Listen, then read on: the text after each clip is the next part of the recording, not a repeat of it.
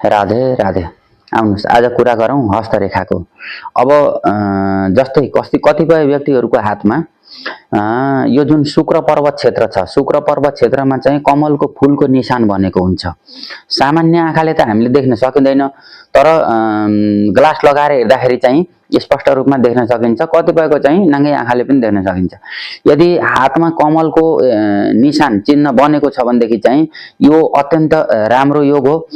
धेरै जसो चाहिँ ठुला बडा चाहिँ राजा महाराजा मन्त्री सेनापति हैन अथवा चाहिँ ठुला ठुला उद्योगपति बिजनेसम्यानहरूको हातमा चाहिँ यस्तो कमलको चिन्ह हुन्छ र यस्ता व्यक्तिहरूले संसारमा रहेर सांसारिक जति पनि भौतिक सुख भोगका सामग्रीहरू छन् यिनीहरूको चाहिँ राम्रो उपभोग गर्ने हुन्छन् र एउटा आफ्नो पुरै लाइफस्टाइललाई चाहिँ अब एकदमै चाहिँ इन्जोयमेन्ट बनाएर चाहिँ लाइफको चाहिँ एउटा चाहिँ आनन्द उठाउने हुन्छन्।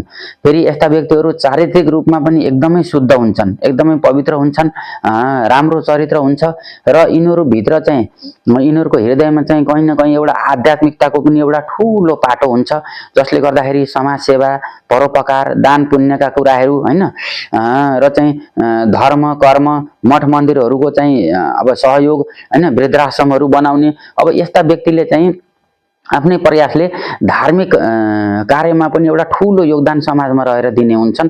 तसर्थ यो अलिकति दुर्लभ त छ, तर यदि कतिपय व्यक्तिहरूको हातमा बनेको छ भने निश्चित मान्नुहोस् कि तपाईँहरूको जीवन चाहिँ सामान्य रूपमा चाहिँ बिताउनको लागि हुँदै होइन, एउटा ठुलो योगदान समाजलाई दिएर जानको लागि नै तपाईँ संसारमा आउनुभएको हो।